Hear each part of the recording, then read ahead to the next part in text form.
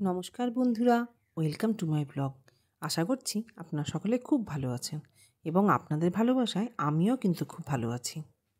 আমাদের সারাদিনের অনেক কাজের মধ্যে এই রান্নাও একটা কিন্তু বড় পার্ট, তাই না? আজ রবিবারে রান্না শুরুই করলাম বাদাম ভাজা এবং আলু ভাজা দিয়ে। আসলে এটা হচ্ছে রূপসার ডিমান্ড, দাদা না ঠাম্মুর কাছে। তো নাতনি বলেছে আর হবে না, তা তো আর চলবে না, তো করতেই হবে। এখানে একটু ভাজাভুজিটা কমই খাওয়া হয়। আর তারপরে এটা হচ্ছে আলু এবং পটল লতি দিয়ে চচ্চড়ি। এই তো জল শুকিয়ে নিয়েছি, চচ্চড়িটা হয়েই গেছে।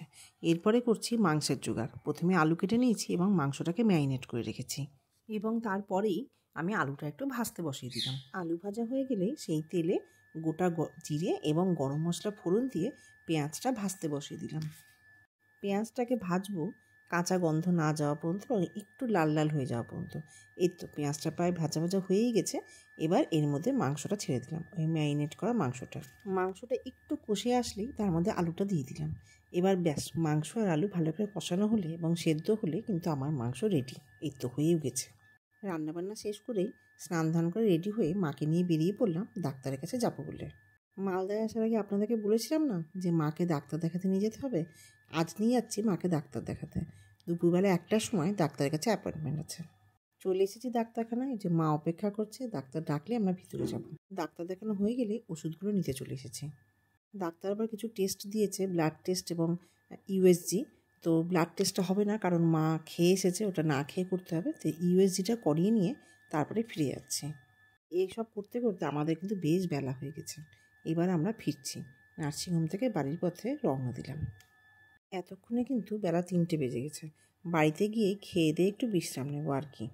নার্সিংহোম থেকে ফেরার সময় রূপসা বলে রেখেছিলো বলে একটু আইসক্রিমও নিয়ে এসেছিলাম, পাঞ্জাবি কুলফি।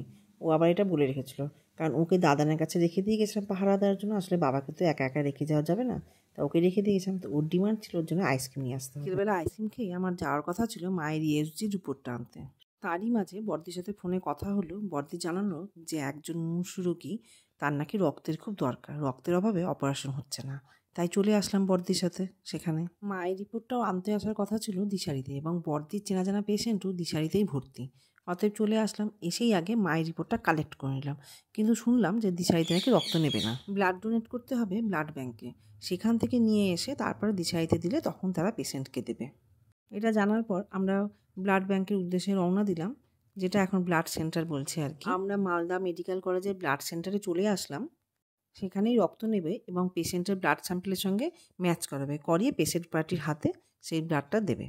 কিন্তু ব্লাড সেন্টারের সামনে এসে দেখি এত ভিড় যে ভিতরে ঢুকতেই পারছিলাম না। অনেক রিকোয়েস্ট করে যে পেশেন্টের অবস্থা খুব খারাপ, তারপরে ভিতরে ঢুকতে দিল।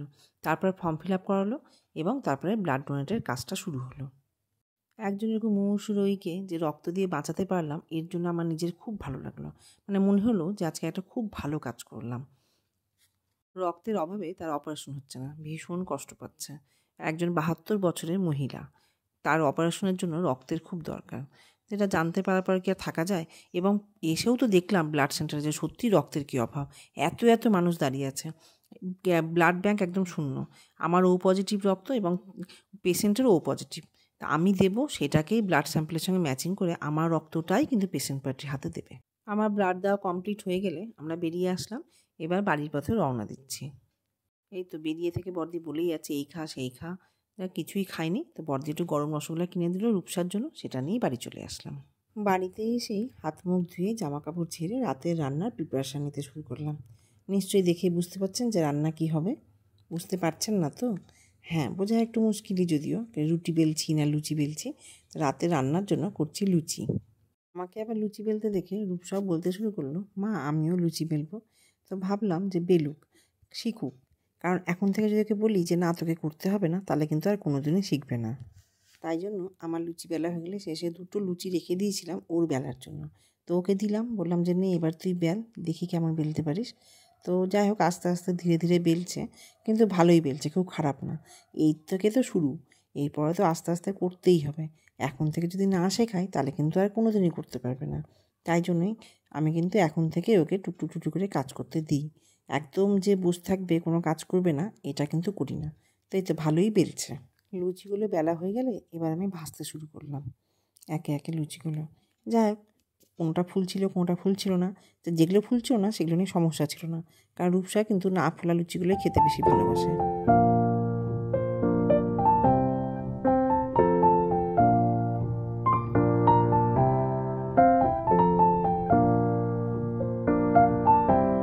লুচি ভাজা কমপ্লিট হয়ে গেলে খেতে দিয়ে দিলাম সবাইকে। আর এই যে খেতে বসে টিভি দেখা, কী যে বাজে স্বভাব! সবাই রান্নাঘরে ডাইনিং টেবিলে বসে খাবে, ও খাবে না।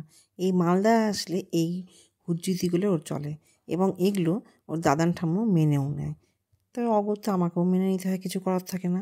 এই টিভি দেখবে আর খাবে, আমার ভীষণ অপছন্দের। এই যে এই লুচিটা রূপসা বেলেছে, ওর ডিমান্ড ছিল যে আমি যেন ভাজা লুচিটা খাই, তো সেটা নিয়ে নিলাম আমি। আমারটাও গুছিয়ে নিলাম। গরম রসগোল্লা ছাড়তে পারলাম না, তাই পায়েস থাকা সত্ত্বেও দুটো গরম রসগোল্লা নিয়ে নিলাম। তাহলে আজকের ব্লগটা আমি এখানেই শেষ করছি বন্ধুরা। আমাকে ভালোবাসা দিয়ে আমার পাশে থাকবেন এবং কমেন্ট করে জানাবেন যে কেমন হয়েছে আমার ব্লগটা। তবে আজ আসি, সবাই ভালো থাকবেন, সুস্থ থাকবেন এবং সবাই সবাইকে একটু ভালোবাসা দিয়ে পাশে থাকবেন। তবে আজকে আসি, শুভরাত্রি, বাই।